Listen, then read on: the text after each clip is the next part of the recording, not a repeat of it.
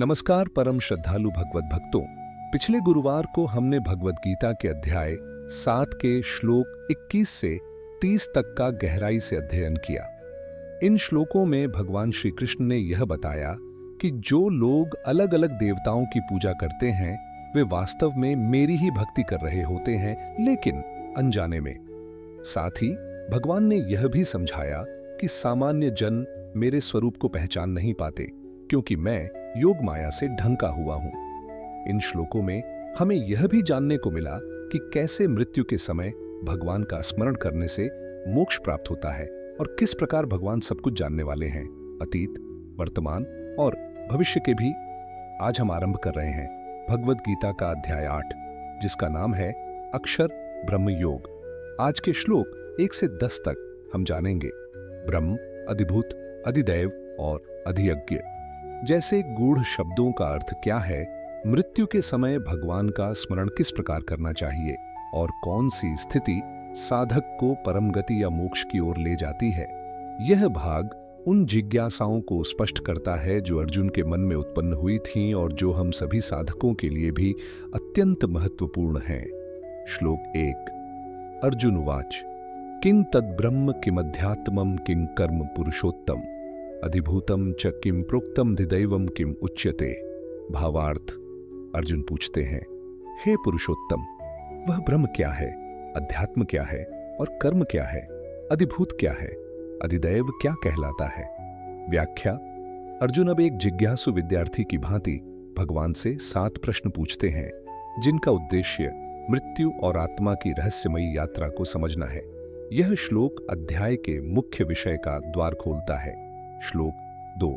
अधियज्ञ कथम कोत्र देहस्मिन् मधुसूदन प्रयाण काले च कथम झेयोसी नियतात्मभिः। भावार्थ, हे मधुसूदन, अधियज्ञ क्या है और इस शरीर में वह कौन है और मरते समय आप ज्ञानी पुरुषों द्वारा कैसे जाने जाते हैं। व्याख्या। अर्जुन मृत्यु के समय आत्मा की गति और भगवान को प्राप्त करने की विधि समझना चाहते हैं। यह श्लोक मोक्ष की ओर एक गंभीर चिंतन की शुरुआत है। श्लोक 3। श्री भगवान उवाच अक्षरम ब्रह्म परमं स्वभावोध्यात्ममुच्यते भूत भावोद्भव करो विसर्ग कर्म संजित। भावार्थ, भगवान श्री कृष्ण कहते हैं परम अक्षर ब्रह्म है, आत्मा का स्वभाव अध्यात्म कहलाता है। भूतों की उत्पत्ति का कारण जो त्याग सर्जन है वही कर्म कहा गया है। व्याख्या। अक्षर ब्रह्म वह परम सत्य जो नष्ट नहीं होता। अध्यात्म आत्मा और उसका स्वरूप। कर्म ब्रह्मा द्वारा की गई सृष्टि और जीवों की उत्पत्ति। यह श्लोक ब्रह्म और आत्मा के बीच संबंध को स्पष्ट करता है। श्लोक 4। अधिभूतम क्षरोभाव पुरुषश्चाधिदैवतम अधियज्ञो हमेवात्र देहे देहभृतां वर। भावार्थ, हे देहधारी प्राणियों में श्रेष्ठ अर्जुन, नाशवान पदार्थ अधिभूत कहलाता है, जीवात्मा अधिदैव कहलाता है और मैं स्वयं इस शरीर में अधियज्ञ हूं। व्याख्या। यहां श्री कृष्ण स्पष्ट करते हैं कि अधिभूत वह है जो नाशवान है, जैसे पंच महाभूत। अधिदैव देवता स्वरूप आत्मा है और अधियज्ञ अर्थात यज्ञ स्वरूप परमात्मा स्वयं श्री कृष्ण है। श्लोक 5। अंतकाले च मामेव स्मरण मुक्त्वा कलेवरम य प्रयाति स मद्भावम याति नास्त्यत्र संशय। भावार्थ, जो व्यक्ति मृत्यु के समय केवल मेरा स्मरण करता हुआ शरीर का त्याग करता है वह मेरे स्वरूप को प्राप्त होता है, इसमें कोई संदेह नहीं है। व्याख्या। यह श्लोक इस अध्याय की आत्मा है। श्री कृष्ण यहां स्मरण योग की महत्ता बताते हैं। मृत्यु के समय यदि मन भगवान में स्थित हो तो आत्मा मोक्ष को प्राप्त करती है। श्लोक 6। यम यम वापि स्मरण भावम त्यजत्यन्ते कलेवरम तम तमे वैति कौन्तेय सदा तद्भाव भावित। भावार्थ, हे अर्जुन, जो जीव मृत्यु के समय जिस भाव विचार स्मृति का स्मरण करता है वह उसी को प्राप्त होता है, क्योंकि वह जीवन भर उसी भाव में रमा रहता है। व्याख्या। यह श्लोक स्मृति की शक्ति और अंतिम समय के भाव की महत्ता को दर्शाता है। श्री कृष्ण बताते हैं कि जो व्यक्ति किसी विषय, वस्तु या तत्व का मन में स्मरण करते हुए मृत्यु को प्राप्त करता है वह उसी भाव को प्राप्त करता है। यदि भगवान का स्मरण होगा तो भगवत प्राप्ति होगी, यदि सांसारिक विषयों का स्मरण होगा तो पुनर्जन्म होगा। श्लोक 7। तस्मात् सर्वेषु कालेषु मामनुस्मर युध्य च मय्यर्पितमनो बुद्धिर्मामे वैश्यस्य संशयम। भावार्थ, इसलिए हे अर्जुन, तू सभी समय मेरा स्मरण कर और युद्ध भी कर। जब मन और बुद्धि मुझ में ही स्थित हो जाएंगी तब तू निश्चित रूप से मुझे ही प्राप्त करेगा, इसमें कोई संदेह नहीं। व्याख्या, भगवान कर्म और भक्ति दोनों को साथ जोड़ते हैं।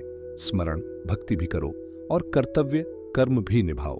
यह कर्म में भक्ति का आदर्श उदाहरण है। अर्जुन को आदेश है कि युद्ध करते हुए भी भगवान का स्मरण बनाए रखे। श्लोक 8। अभ्यास योग युक्तेन चेतसा नान्यगामिना परमं पुरुषम दिव्यम याति पार्थानुचिंतयन। भावार्थ, हे पार्थ, जो व्यक्ति अभ्यास योग के द्वारा अपने चित्त को स्थिर करता है और अन्य किसी वस्तु में मन को न लगाकर निरंतर परम पुरुष भगवान का ही चिंतन करता है, वह उस दिव्य पुरुष को प्राप्त करता है। व्याख्या, यहाँ अभ्यास योग का महत्व बताया गया है। अभ्यास ऐन बार बार भगवान के नाम, रूप, लीलाओं का चिंतन। योग एकाग्रता के साथ जुड़ाव। निरंतर अभ्यास से मन स्थिर होता है और परम गति प्राप्त होती है। श्लोक 9। कविं पुराण मनुशासितारम अणोरणीयम समनुस्मरेद्य सर्वस्य धातारमचिन्त्य रूपम आदित्यवर्णम तमस प्रस्थात। भावार्थ, जो व्यक्ति उस परम पुरुष का स्मरण करता है जो सबका ज्ञाता, पुरातन, नियंता, अणु से भी सूक्ष्म, सबका धारण करता, अगोचर स्वरूप वाला, सूर्य के समान प्रकाशमान और अंधकार से परे है। व्याख्या, यह श्लोक भगवान के स्वरूप का अद्भुत वर्णन है। कवि सर्वज्ञ, पुराण, सनातन, अणोरणीयम, परम सूक्ष्म, धाता, संपूर्ण जगत का आधार, अचिंत्य रूपम, बुद्धि से परे, तमस, परस्तात, अज्ञान रूपी अंधकार से परे। इस श्लोक का चिंतन आत्मा को दिव्यता की ओर ले जाता है। श्लोक 10। प्रयाण काले मन साचलेन भक्त्या युक्तो योगबलेन छैव भ्रुवोर्मध्ये प्राणमावेश्य सम्यक सतम परम पुरुषमुपैति दिव्यम। भावार्थ, जो व्यक्ति मृत्यु के समय अचल चित्त से भक्ति में स्थिर होकर योग बल से प्राण को भौहों के बीच स्थित कर देता है, वह उस दिव्य परम पुरुष को प्राप्त करता है। व्याख्या, यह श्लोक योग की गहन प्रक्रिया को समझाता है। मृत्यु के समय मन अचल हो, मन में केवल भगवान हो, प्राण को ब्रह्मरंध्र भ्रूमध्य में स्थिर किया जाए, तब जीवात्मा भगवान की परम गति को प्राप्त करती है। यह मोक्ष का मार्ग है। अनन्य भक्ति प्लस योग की शक्ति व परम स्मरण। निष्कर्ष, आज के श्लोकों में हमने यह समझा कि मृत्यु के समय का स्मरण अत्यंत निर्णायक होता है। यदि उस समय मन भगवान में स्थित हो, प्राण को योग बल से भ्रूमध्य में स्थिर कर दिया जाए और संपूर्ण श्रद्धा व अभ्यास के साथ भगवान का ध्यान किया जाए, तो साधक उस दिव्य परम पुरुष को प्राप्त करता है। इस भाग में भक्ति, अभ्यास और मृत्यु के समय की जागरूकता को विशेष महत्व दिया गया है। अगले गुरुवार को हम आगे बढ़ेंगे और अध्याय 8 के श्लोक 11 से 20 का विस्तृत चिंतन करेंगे। इन श्लोकों में भगवान यह बताएंगे कौन सा मार्ग मोक्ष मार्ग कहलाता है, कौन से योगी ब्रह्म को प्राप्त करते हैं और किस प्रकार मृत्यु के समय अलग अलग मार्गों से जाने से पुनर्जन्म या मुक्ति होती है। यह भाग अत्यंत गूढ़ लेकिन जीवन को दिशा देने वाला है। अंत में, यदि यह ज्ञान उपयोगी लगा हो तो कृपया वीडियो को लाइक करें, चैनल को सब्सक्राइब करें और इसे अन्य साधकों तक पहुंचाएं। हरि ओम तत्सत।